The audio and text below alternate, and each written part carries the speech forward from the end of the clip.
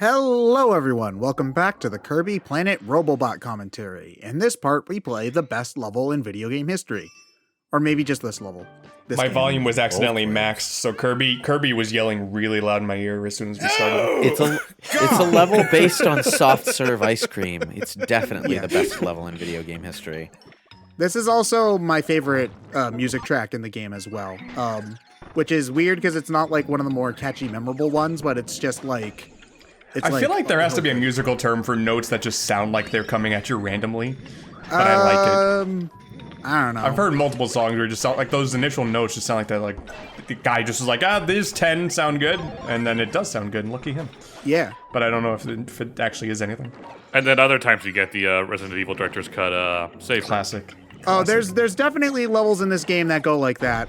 When we get to the Factory Investigation remix from Kirby 64. Yeah. Wait, we'll be at that too. What are we comparing to the kitchen theme from? The fart noises from Resident Evil. I think it was Director's Cut or whatever. But Lois is asking, what are we comparing it to? There's a track later in the game that Yeah. you probably won't really be able to hear because we're doing commentary. But We'll make sure to stop for it. It's the most iconic piece of music in this game. It was the DualShock edition specifically that had the fart noises. Just to be clear, though. Yes. Okay. yeah, but it basically so starts fucking off with the composer's cat like rolled over the keyboard, and then they were like, "Yeah, this is fine," and they left Isn't it. that like a train level with like really not good music either? Maybe. I don't know. I don't know. The music in this game never really did much for me. It's one of the only areas of the game that I'm like really soft on. Because Triple Deluxe I think has one of the best Kirby soundtracks, and this is one of my least favorite. One of the big things for me is that I feel like the game overuses its leitmotif. I know that people love them some leitmotifs, but I feel like almost every track in the game has the Haltman and I get really, really sick of it. It all depends on how masterfully you can use it. Well, I mean, you also like the Super Mario World soundtrack, and that song also does the same thing, so I'm not a huge fan of it. And I don't care, because it's amazing anyway. How did you feel when you heard the uncompressed version? Weird. Oh yeah. It's weird. I feel like that kind of music technique only really works if it's tied to some sort of emotional response beyond just pure familiarity with. Well, that's why leitmotifs work better as a character theme, or at least it's character-centric. Not necessarily just the entire game's theme. Doesn't necessarily have to be character. tied to a character, but a recurring story element does help, yes.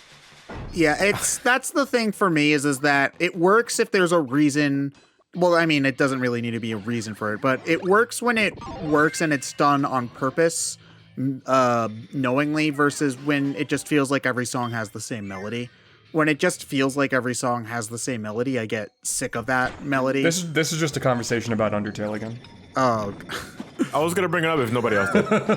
Because Undertale is nothing but leitmotifs. yeah. Well, that's the thing. I still have not played Undertale to this day. It just doesn't seem like my kind of game. I'm still not a fan of Undertale. Undertale is a game that was designed by a musician, so it makes sense that a lot of the game's story is tied heavily into its music. Yeah, it's just the thing about Undertale, and I understand why people like it. It just does not seem like my kind of game. The only thing I know about the music is the from Sans, and I know that's basically. It's like I know that just is a meme at this point. Megalovania is actually one of. I mean, it's an Earthbound track, kind of. It's not exactly. Okay, Megalovania is a track that the designer of the game composed for other things. It started in the comic or whatever you did. Homestuck. Yeah. The first time I think it came up was when he did like a fan thing for it made its debut in Earthbound. the Earthbound Halloween hack he did years ago. Yeah. That is all you need to know about that. I would not recommend looking it Yeah. up because it is terrible. Yeah, it also appeared in Homestuck, was it? Yeah. Yes. Yeah. Yes. So it's more like his recurring signature piece than But it is now way more known for yeah. Well, that's because any of those two. Sans is so difficult that it's the longest you'll ever listen to any music track ever. So you're not going to forget what you're I listening. don't even think. Okay, I mean, there's that too, like for in-game reasons. But you know the term bootstrap theme, basically, where a theme is associated with a character, and now that theme is just that character's theme from now on. I have a feeling that's what's going to happen with Megalovania for Sans. Gonna happen. It already has happened. Like, Well, for future games, like, because Deltarune is still not done. We only have like the first chapter of that, and Sans is an entity in that game. So, who knows? Like, maybe later down the road, if we encounter him or in one form or fashion, there will be a Megalovania mix of some sort. I believe it. Because that people associate that theme with him now. Yeah, I mean, if it's Sans, then sure. I just think it's a matter of that theme is no longer going to be Toby Fox's Totaka song or whatever Right. that he was Yeah, trying to use it for, on that so. I agree. Yes. But I guess my point is that Megalovania doesn't really have the same kind of cohesive fit with the rest of the Undertale soundtrack that the rest of the Undertale No, it does not. soundtrack does. It actually kind of sticks out. Like comparing it to everything else, it does stick out. Yeah. isn't that kind of what made it so popular? Though, Yeah, is that was like it's- part of the point and the context of when it played. Yeah. That said, I mean, like I know people are quick to bring up Megalovania for like memes and all that, and I mean, not to put it down, it is a legitimately great song. I love it to death. But Undertale has a phenomenal soundtrack throughout, you know? And that's also one that we're comparing it like to Mario World. It uses leitmotifs everywhere. Like, I'm pretty sure the soundtrack in its entirety is only 5 songs, or at least 3 songs, and it's just remixed to hell and back. But it's one of those examples where you don't really notice it until someone points it out, and then you sort of notice it, but you don't care because you love the track anyway. Well, if Yeah. you're talking about Undertale, I'll take your word for it. If you're talking about Mario Yeah. World, I notice it immediately, and I'm sick of it by Right. World 2. I saw someone bring up a musical thing that Mario 64 did. I don't know if you guys saw it. It was on Twitter. The Mario 64 Yeah. intro piece is Donkey Kong's 25-meter. That blew my mind. Wait, Yes. what? So like the opening overture when the Lucky 2 flies around with the camera is like bum, bum, bum, bum, bum, bum. Someone took that, like really shortened it and made it faster, and it's Donkey Kong's like bum bum bum bum bum bum, and it was just that. Oh, that's neat. Okay, that's kind of like Only took us how long? 20-something, 25 years? I think 25 years, So that's one thing that I thought was really cool in Breath of the Wild was when you're around the Temple of Time, it's a really, really slowed down version of the Temple of Time song from Ocarina of Time. Like ba ba ba ba ba ba ba. Isn't that like it doesn't like Skyward Sword use Zelda's Lullaby backwards or something like that? Yeah, like ba ba ba ba ba ba. Ballad of the Goddess. Yeah. Is Zelda's Yeah, theme yeah, yeah. backwards. Yeah, so it's cool when they do stuff like that. It's just, it feels like in this game, it's just every song is just the Haltman theme, which is ba ba ba ba ba ba ba ba ba.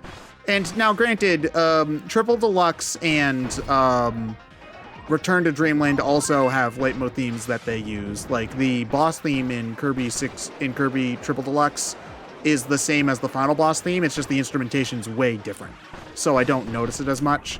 They also haven't even introduced Haltman yet. He hasn't even shown up yet. Yeah, but which is weird because starting with the boss in this game, it starts having like a story and dialogue and stuff, which is weird. But the music starts playing as soon as like the first level. Like the first level in this game plays the Haltman theme or a rendition of it as the first level track. So I don't know. I just got sick of it really quickly, and I think that in terms of melody and also audio style, I generally prefer Triple Deluxe, and that's also just not counting several of the remixes I think that are just not good in this game, like the Factory Investigation that we'll get to someday, and the Someday. I'm also not a huge fan of the Nightmare remix that they have later in the game. Nightmare from Kirby's Adventure, I should say. Isn't it in the Rumble mode? I think there's a remix of it in the main game in one of the EX levels. It's towards the end. I don't remember. There's a Dark Castle remix from Dreamland 2 that's in the main game, and that's really good. Okay, so Since didn't play, I've only played Dreamland 2 once, so I don't remember Dark Castle, the music very well. I remember the stage layout surprisingly well because they reuse it in Dreamland 3, and then they also bring it back for Rick Kind and Q's stage in Star Allies. That's right. Yeah. And it's like you have to remember which power-ups you're supposed to use or whatever. But the music I couldn't remember because that's just not a game I played until I was way older. Dreamland 2 is okay though. Although, what was it? It's Flying Coup, Cutter Coup breaks the game in half. Yeah, Cutter Coup. No, Parasol. Parasol where he's Coup, spinning around yeah. all the time. Where you turn into the Tasmanian devil and destroys everything. Yep. yeah. I ended up not liking that game much. Well, that's just because you hate Rick. Yeah, not yeah. Oh yeah, because fuck him. Whoa, what's wrong with Rick? This is a hot I take. don't He like- spends his I don't- weekends helping children in the orphanage, John. Yeah, sure. And he's sure. Australian, He so that just sounds like yeah, you got something cool. against Aussies. These are very superficial reasons to like this character. I'm talking simply from in the game. He sucks. I'm sorry. Just he's a handicap in almost every sense of the word. Wow. Like the only reason why you use him is to break a block open with a fireball or some other shit. He can't fly. He helps the elderly across the street. Yeah. Counterpoint. He's a hamster. Yeah, John. Yes. How are you going to counter that, huh? Yeah. I'm a pink ball that can suck things. They got rid of power-ups for Rick, and fuck Rick. He did that. He could have vetoed it. but It's he so weird having a take for Rick like that and not Kine. That's so strange. Kine, Oh, no. poor See, Kine. I- Kine is just trying his best Kine's in the- this world. Kine's the fish, right? Yeah, Kine is the fish. Yeah. Kine's the fish, yeah. I enjoyed Kine in the context of his levels more than I enjoyed Rick in anything else in that game. Mental. It's also just a funny joke that he's good in the water, but also terrible everywhere else. Like that joke works. I just look. I look at it as the Frog Super Mario 3, basically. Kind of. Like this remix want- here. Yeah, I We're was talking gonna- about the music. Like this is the Kazoo Yoshi's New Island remix of. I forgot some- about this. The complaint I am about to lodge is an extreme picking of the nits. But Yes.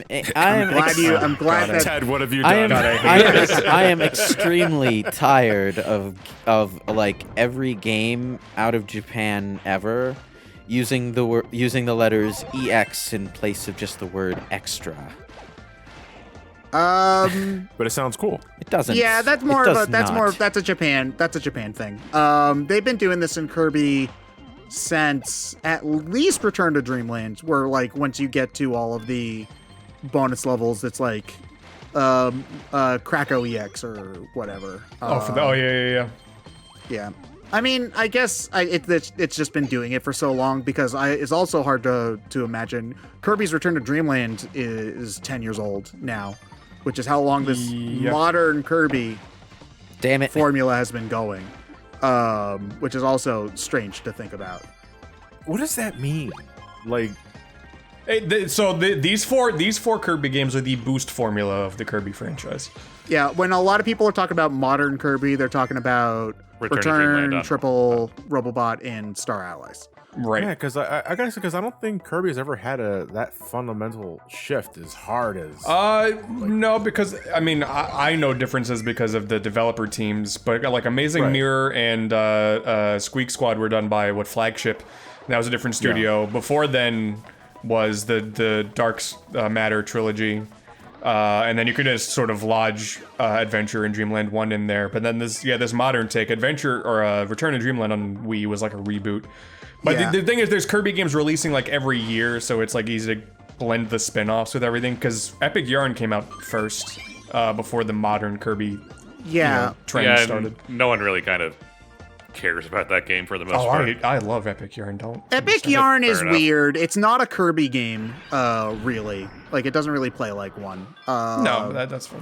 That doesn't make it bad, obviously. I think it's fine. If I'm going to play a game it's- like that, I prefer Yoshi's Woolly World, It's personally. kind of very That's fair. obviously a Star Fox Adventure situation where it was meant to be something else. But That is legitimately what happened. You were meant to play as Prince Fluff, who's the Player 2 character, and they were like, let's put Kirby in it, and they were like, okay. It's weird because it's like Star Fox. We're like, oh, let's make a character that looks like a Kirby character, but it's not a Kirby game. And Nintendo's like, you should make it a Kirby game. You're like, oh, you right. Yep. Okay. But I respect that they kept the gameplay style much more like how they wanted it to, as opposed to just putting Star Fox in there for no reason, like trying to shoehorn in Star Fox stuff to make it feel like Star Fox. Like, I feel like the gameplay already kind of had the Kirby feeling while you're playing it, if not. Well, again, like, modern Kirby wasn't a thing yet, so like the notions of what exactly makes a Kirby game in the 2010s wasn't established really yet, because there was a Well, see, but that's why pretty I find it so substantial gap. weird when people say modern era for Kirby, because from what I've experienced, and at this point in time in the commentary, I have a good chunk of Kirby games under my belt now. There was no paradigm shift as extreme as like, to compare it to Sonic. You're right. It's just the last 2D normal Kirby game to come out, but before Return to Dreamland, was Squeak Squad. Yeah, And that was like 2006, I think. So it had been like 4 or 5 years. and like 10 years since the last console game or something. And like Squeak Squad, Amazing Mirror all played like Adventure because they were on the Game Boy Advance, and Squeak Squad because, I don't know, they just were asleep at the wheel making that game. So Kirby's Return to Dreamland kind of... that. Was like, we're gonna try again. Yeah, it's like it marked the return of playing like Superstar, which no game had done since Superstar. Really, it marked Kirby's return to consoles, which hadn't happened since 64 or Air Ride, depending on how you want to view things. You know, so Also, it just, Nintendo was like rebooting everything at the time. Yeah. Like Donkey Kong Country, Kid Icarus, Pilot Wings, all that stuff. So just Kirby was just one of them. But it also just, in terms of quality, it was one of the best Kirby games to come out in a really long time. Like, it's far better, I think, than Amazing Mirror or Squeak Squad. Like, it's not even close. Yeah, I'll agree. To either of those. And then it's more just that you can lump those 4 games together because they all share a lot of similarities in terms of structure, graphics, sound, Mechanics. Yeah. Having one very distinct gimmick. Yeah, so that's kind of why you can clump those games together. And I agree that, you know, if you were to compare Kirby Squeak Squad and Kirby Triple Deluxe, it's not as drastic if you were to compare Sonic Forces and Sonic Adventure 2, you know, for example. But Kirby games, I think, just benefit from just having a more stable quality line, really. Yeah, that's why people are like excited about the future, because they're hyping up a paradigm shift, more or less. And no one has any idea what that means. What we're hoping it means is a real 3D Kirby game. But That's my hope. It has to be a 3D game. They can't ignore that any That's longer, my hope, I feel. yeah. hopefully it's better than Blowout Blast or whatever it was called. Because Yeah. that game was kind of eh. I agree. But They'll I mean, just do a battle royale for the anniversary, like Mario. eh. Kirby Adventure 30. But they already did Kirby Battle Royale. Oh, that's right. You do it again. Legitimately called battle royale. I forgot. Oh man. All right. I'm landing in Orange Islands. Where's everybody else? No, that'd be Orange Islands is amazing. freaking Pokemon. Orange Ocean. Sorry, I'm Orange a fake Ocean. Kirby fan. I don't even think Kirby could do the default dance. His arms aren't long enough to do it. Not in this. Maybe not in this context. Maybe in the paradigm shift, they'll make his arms longer, like they did with Sonic. They'll make his arms and legs longer. He gets No, tattoos it's, and wears cargo shorts. It's Kirby with the Bayonetta legs. Oh god. Like this is your paradigm shift. It's like Long Chew. Oh god. From Can we not? I miss Kirby when he had the blue eyes. Oh, can we We're in a not? debate over whether or not Kirby has pink arms or tan arms now. Can we actually not? I would look. I mean, we've all seen Kirby with feet, right? Look, Oh, like, look, that's I just- wish I hadn't. Thanks. I gotta go reapply the bleach now. Yeah. Thanks a When bunch. his feet hurt after running in his shoes all day. So. They're not shoes. I mean, sorry. look, the series just got really weird when Meta Knight. Then they made Meta Knight really buff.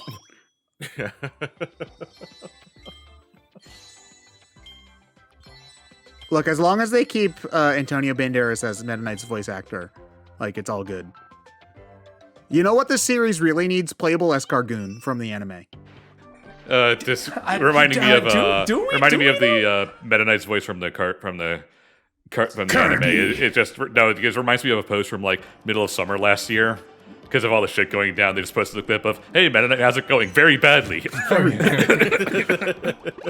It's like, yeah, that's the year in general. You see, I love Meta Knight in the cartoon because he's supposed to be the responsible adult, but he just normally is too busy watching soap operas to give a shit. Like in the episode where everybody's addicted to the gacha toys, and Meta Knight's like, so they think my toy is popular. I like that. And then he just lets it happen. Yeah, they just randomly have a story now. This is Susie. Oh, yeah. Hi, Susie. Why does Susie look like she walked in at random from a different game? She kind of did. I love Susie, What? though. Oh, no, you see, I think Susie's a giant asshole. I mean, I yes, tell so. Okay, fair. Good point. Yeah, I'm failing to see the problem here. And she, like, brings up this good point that the people in Dreamland, like, totally take for granted their, like, luxurious, bountiful planet. But they don't ever bring it up again. Ben and I been there, done that. It's like, Kirby isn't even listening right now. He's just like... American Kirby. They haven't done American Kirby in a while, actually. Like, Kirby on the Star Allies box is, like, the happiest he's ever been. Although, I guess they did switch over to American Pit, so... Yeah. So the Sakurai influence is infiltrating other series. Yeah. So, yeah, Alright. so now there's a story in this game now. The robots See, I kind of like that the story didn't really show up until like a few levels in, because like you never really see that. Most stories start at the start. It's kind of surprising for Kirby specifically, because in any other game I was like, what's happening? God damn, there's a plot. There's a plot in this one. They kind of do that again in Star Allies with the three sisters. They only start really talking to you like level 3. Is when they that's first right. show up. Yeah, that's right. If only that game was good, because I would have remembered the story more. And this boss fight is cool. It's just a shame that they end up like reusing it twice later on in the game. Wait, no, they Do you, only reuse it once. Sorry. In this playthrough, do you do Meta Nightmare? I do you get not, the special, unfortunately. the special bosses in Meta Nightmare. Yeah, the Meta Nightmare does have a lot of cool extra bosses. Maybe I'll stream it one day. That would be fun. I still need to do DDD Tour as well, because there is a cool extra boss at the end of that mode, too. Yep. Meta Nightmare is just more fun than DDD Tour. Like, DDD doesn't play as fast, and I think the extra moves you get by collecting the little ball things add a surprising amount to the game. Agreed, because it's supposed to be like the Nightmare in Dreamland sequel. Yeah. I'm trying to think, like, it's also a lot longer, too. Like, DDD Tour normally takes me, like, 2 hours, and I can beat Meta Nightmare in, like, an hour 15 minutes. Most of the time. It sounds right. It's been a while since I went through it. Oh, Well- damn, Susie's dead. Oh, no, there she is. No, she's fine. Yeah, she's fine. She doesn't have feet. She's a Fire Emblem character. Oh, To me, that's still one of the strangest art decisions. I don't think it was an art decision. I think they just ran out of model space. They or something. thought, as I recall, they thought that like the game couldn't handle as many polygons as it could, so they cut corners by removing the feet. And then they found out closer to release that, it could handle the full miles. Well, we've already gone this far, so. And that's why they named the sequel as Fire Emblem Feats. And that's why Corin doesn't wear shoes. And that's why he's crying all the time. Oh, okay. His poor little feet's hurt. I thought that's because he's in Fire Emblem Fates. Also true. We'll see you next time.